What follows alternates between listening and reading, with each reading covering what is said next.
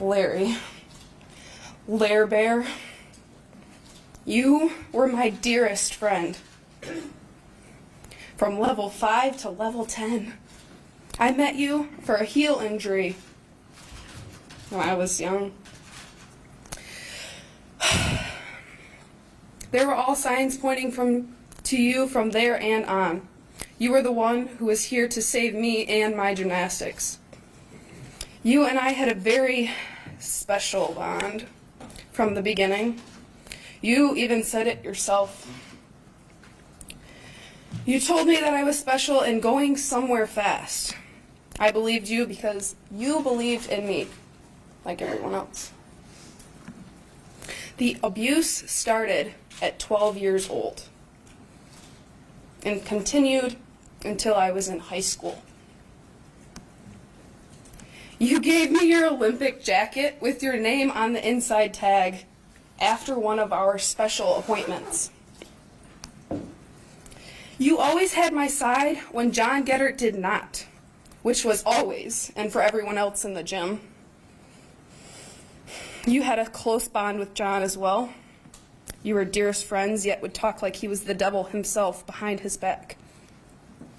Another odd bond there I wish I would have seen. You watched me and took videos of me like I was your own. You had an ownership over me, over all of us, under the rug or under the white hospital sheets. I trusted you with my life. My mom, my dad, my grandma, we all trusted you. They trusted you as if they would trust themselves with you. They trusted you with their own life.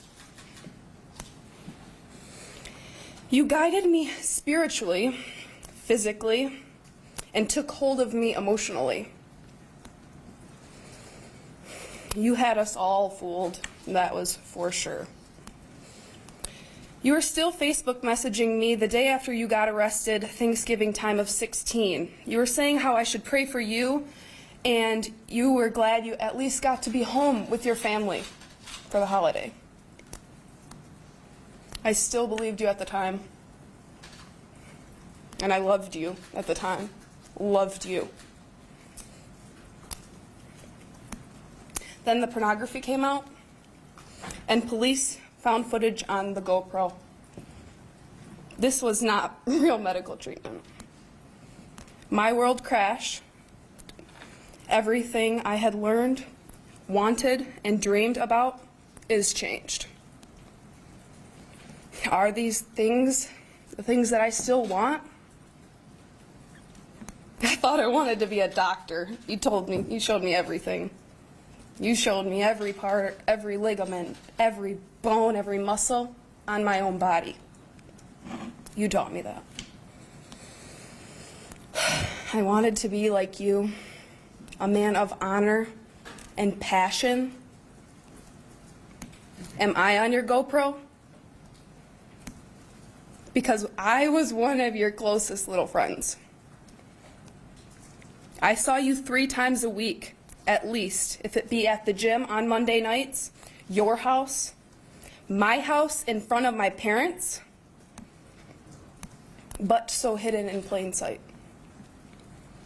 My parents feel that they have failed me because of your master manipulation.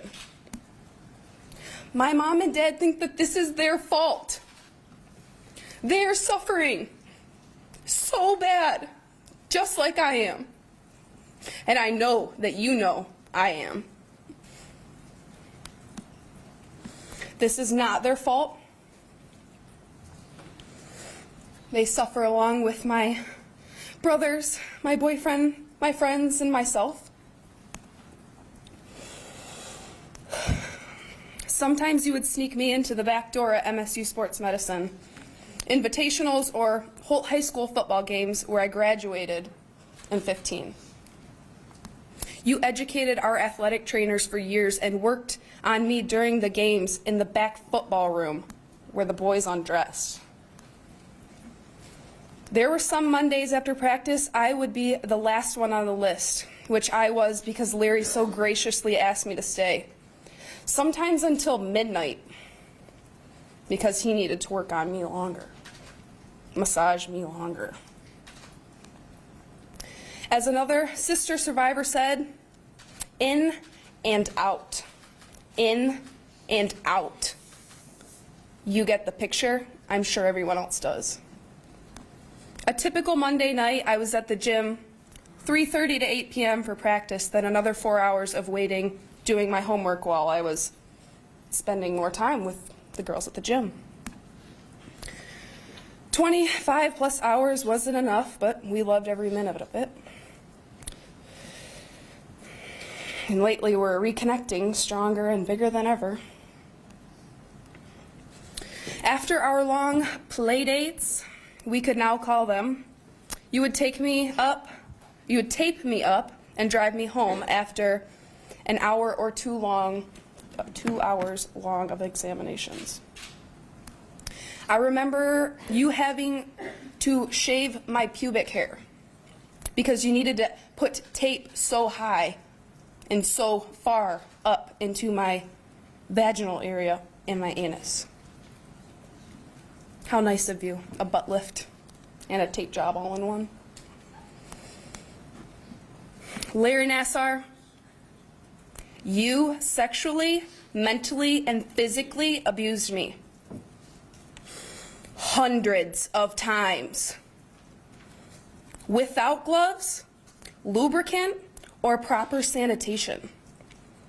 Lubricant came naturally, as I'm sure all the adults in this room can imagine. Larry, you had me so wrapped around your finger in a time that I completely was blind to this world. I was young, hadn't quit gymnastics yet, gone to college or cosmetology school, all of which you wrote recommendations for me.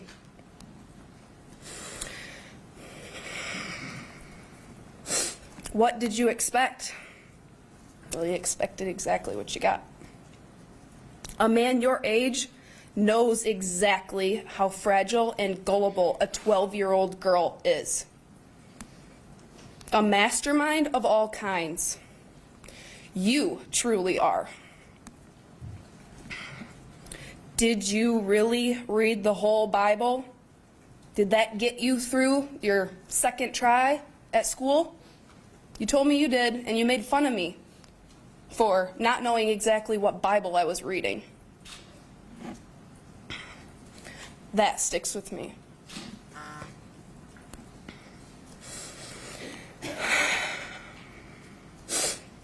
Reading about the Lord and all of His goodness He shares with us even after you failed the first time. I was reading it, wasn't I? Shouldn't you be proud of me?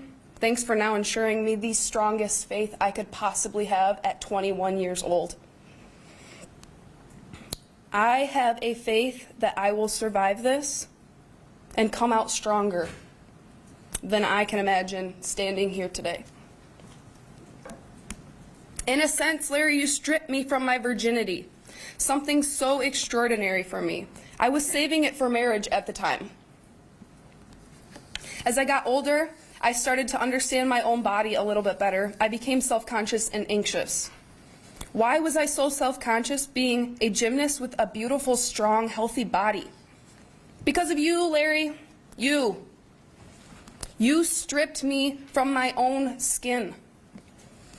From every single part of my body, including the most sacred ones. I feel dirty even after scrubbing my skin raw in the hot shower. By the way, I hope you enjoy the cold ones in prison.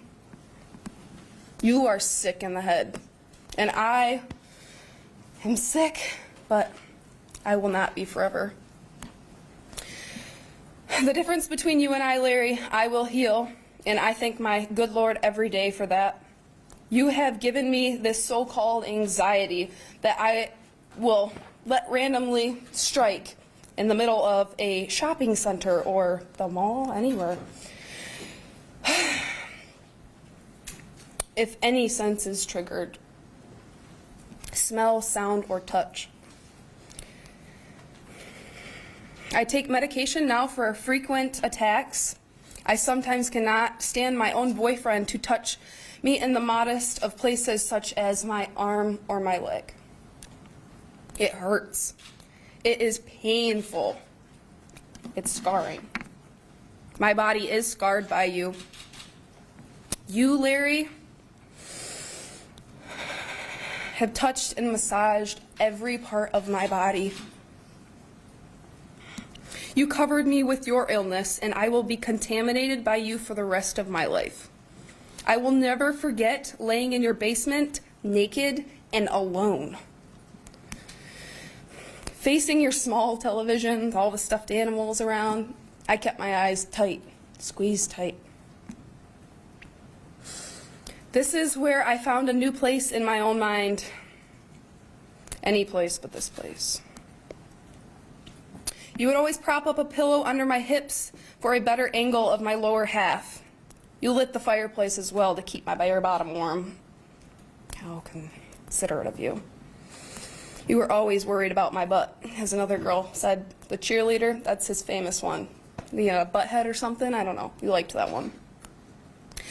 So, you have done it, Larry. You have gone the extra mile. May your studies be fulfilled in the end. For all this you've done, there's a reason for it somehow, right? You know better than any of us in this room the 12-year-old body better than anyone standing here. You have gotten me down, yes, but I will not stay down. I will rise higher than most, and I will fall. You will fall. You will fall, Larry, into your grave, and I will rise. That's all I have to say.